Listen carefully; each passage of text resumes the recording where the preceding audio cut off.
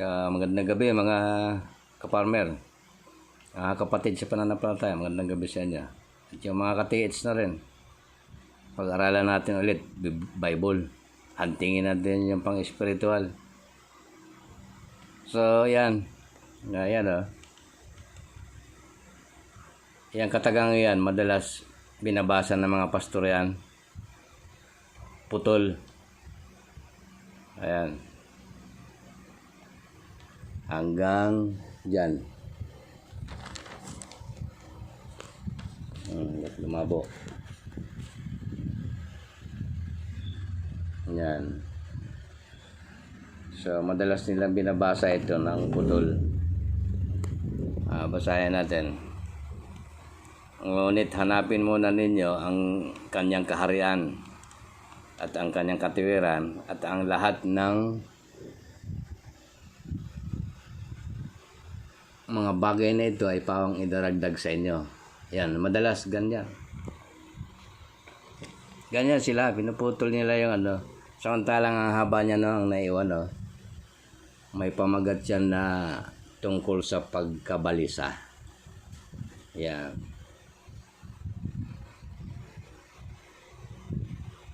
So yung mga reliyon na yan, talagang nililigaw ang tao.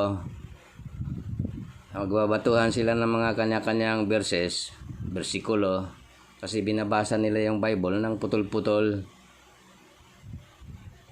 Kanya tuloy nagkaroon ng walang hanggan na conversation dahil diyan sa pakanaan nila na binabasa ang Bible na putol-putol. So ganun. Kung basahin natin tungkol ito sa pagkabalisa, kasi madalas tayong tao, halimbawa bukas wala tayong yung pangangailangan natin, pero may sinasabi ang Diyos na huwag tayong mabalisa.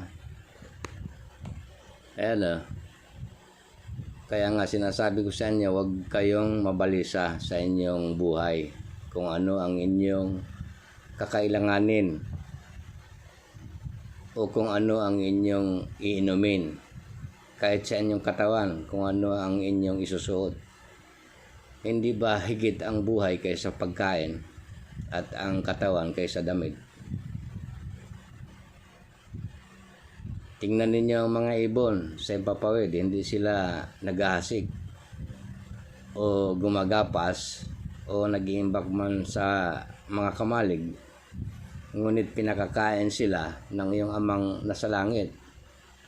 Hindi ba higit na mahalaga kayo kaysa sa mga ibon? So yun, tayo kasi madalas nag-aalala, pero alam ng Diyos yun lahat pangangailangan natin sino sa inyo na dahil sa pagkabalisa ay mapapahaba ang kanyang buhay?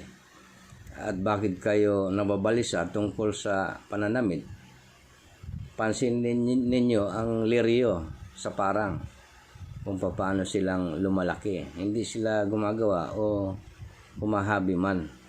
Ito pong liryo na to, ori po ito ng bulaklake na halaman, na style orchids din siya. Nga lang sa lupa siya natatanim. Parang mga sibuyas yung puno nito So, gayon may sinasabi ko sa inyo, kahit si Solomon sa buong kalwalhatian niya ay hindi nakapagdadamit ng tulad sa isa sa mga ito. At kung gayon, binibihisan ng Diyos ang damo na parang sa parang na ngayon ay buhay at sa kinabukasan ay itatapon sa kalan.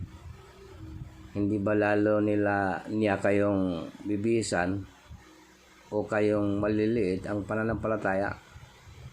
So, kahit maliliit pa lang ang pananampalataya natin, bibihisan pa rin tayo, bibigyan pa rin tayo ng pananamit.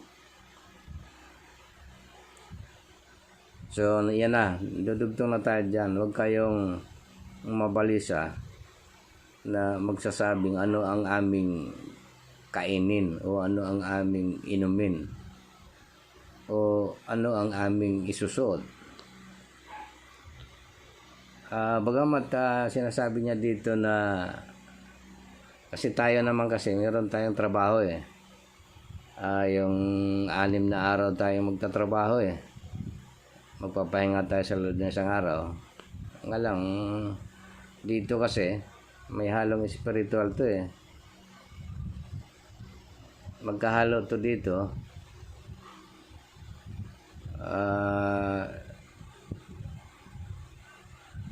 Para sa kanya kasi mas mahalaga yung buhay na pang spiritual.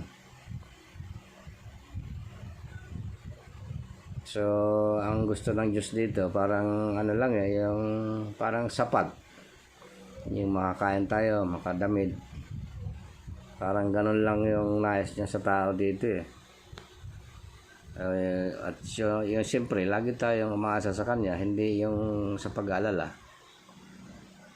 So yun na, dito na tayo. Ngunit hanapin muna ninyo ay ito, sapagkat hinanap ng mga hintil ang lahat ng mga bagay na ito at batid ng iyong amang nasa langit, na kailangan ninyo ang lahat ng mga bagay na ito. Alam ng Panginoon yung mga kailangan natin. So gusto niya sana ay humingi tayo sa kanya, iasa natin sa kanya, hindi yung sa pag-alala. So nadugtong na dito yung madalas banggitin ng mga religious na putol-putol ang pagkabasa. Ngunit hanapin muna ninyo ang kanyang kaharian at ang kanyang katuwiran at ang lahat ng mga bagay na ito ay idaragdag sa inyo. So pagka nahanap natin, so ang bilin niya dito, hanapin muna natin ang kaharian at ang kanyang katuwiran. So ang kaharian ng Diyos, ang alam ko pag-ibig pag-ibig yung karakter niya Tapos yung kanyang katuwiran, siyempre yung kanyang mga kautusan. At idaragdag ang mga ang pawang idaragdag sa inyo yung mga bagay.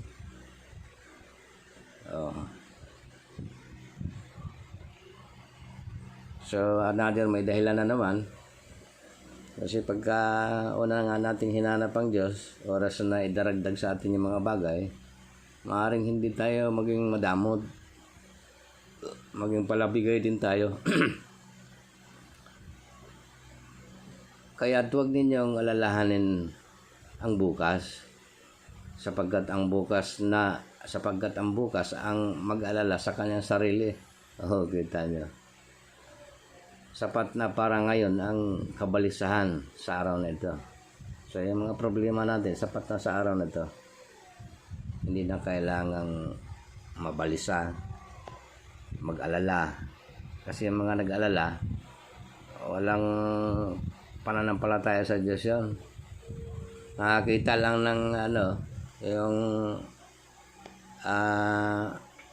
nangingitim, para bang may bagyo, masama panahon, o so may lakad na mahalaga, hindi natutuloy yon kasi nag-alala, natatakot, o ano pa man. So pagka alam mong nasa Diyos ka, huwag ka matakot. Kahit nag-umpugan pa yung mga bato, dadaan tayo. So yan po, madalas binabasa nga ng mga reliyon to ng mga putol-putol, kaya nagkaroon tuloy ng batuhan ng, at alam mo yung mga reliyon parang nagpaligsahan, magaling tong sa amin, ay ligtas to sa amin, ay yung sa amin, kaya nakakadismaya So sa mga katiis dyan or sa mga subscriber, mga nakinig Tatang, pag-isipan natin mabuti, dahil ang sabi ng Ama, nang dahil sa kanyang pag-ibig sa sanlibutan, kaya binigay niya yung kanyang bugtong na anak sa Espiritu. Wala nang iba kundi ang Panginoon si Kristo. Yun ang tinuro ng Ama, na panaligan natin, panampalatayanan natin. Hindi relihiyon po. Kaya mga relihiyon na yan, gumagawa talaga ng ng pagkakitaan sasabihin, pagka yung nag-aaral ng pastor yung tao, ay kinuling daw siya. Hindi totoo yun. Profesyon po ang gusto niya, sweldo. At gawing hanap buhay, itong salita ng Diyos, dapat ito, libre ito. Dapat libre ito, pangaral. Walang bayad. Sapagkat binigay sa atin ang Panginoong Jesucristo libre. Hindi naman tayo nagbayad doon. Ang Panginoon pa nga yung nagbayad sa kasalanan natin Namatay siya ron sa cross. Binuhis niya yung buhay niya para sa ating kasalanan. Simple lang, manampalataya lang tayo sa Panginoong Hesus. Dalangin lang. Personal kasi na relasyon natin yon. Hindi naman kailangan pangalandakan yun So yun po yung ko dito. Yung sinasabi ko. Yang mga reliyon at pinagpaunan na dati ng Panginoong Hesus yan na darating ang mga yan para nga iligaw tayo. Mayroon na tayong halimbawa dyan Ayan, hinahabol na ng batas. At sasabihin pa ng ibang reliyon, katulad nung nanibang ko dati, ay propeta daw si Ellen G. White. Paano maging propeta yon? Tapos na po sa panahon hanggang sa panahon lang ni Juan yung mga propeta. Sapagkat dumating ang Panginoong Hesus, higit siya kaysa sa mga propeta. At ang inatasan nga ng Panginoong Hesus nung siya ipaalis na para sa mga Hentil ay wala nang iba kundi si Apostol Pablo. Inutusan mismo yon. So, nagpakilala ba si Apostol Pablo na propeta siya? Hindi naman, di ba? Mga apostol na lang. Wala nang maging propeta sa huling araw. Yung nga lang itong mga ito, lumalabi sila sa Biblia, lumalabas sila rito, pinangunahan pa yung Biblia. At yung grupo na yan, noong 18th century, naghula pa sila na dadating na raw ang Panginoong Hesus. So, nanguna na naman sila.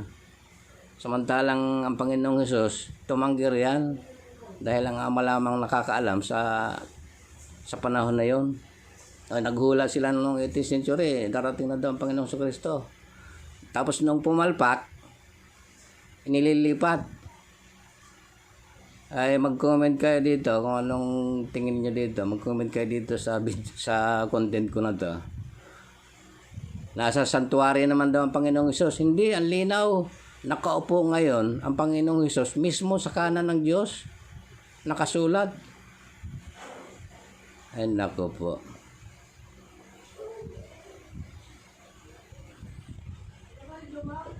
Sige mga kaparmer at mga kapatiran sa pananampalataya, maraming salamat sa pakikinig nyo. At sana yung iba riyan, siguro baka mayroong makapanood na Adventist dito, ay mag-comment din. Baka mali ako. Pero hindi ko sasabihin ito kung mali. Kasi pinag-aralan ko din to. Lalo na sa ngayon, gusto ko talaga mapag-aralan tong Bible. Kailangan natin mag-aral para hindi tayo malinlang ng mga nagninegosyo. Puro negosyo iisip ng mga reliyon. Walang ibang makapagliligtas sa atin kundi isa lang. Manampalataya tayo sa Panginoong Hesus. Yun lang. Tanggapin natin ng taos puso yon. At kung ano man yung pagkukulang natin, unti-unti tayong mababago sa pamamagitan nun. Sige po, maraming salamat sa atin. Magandang gabi. God bless.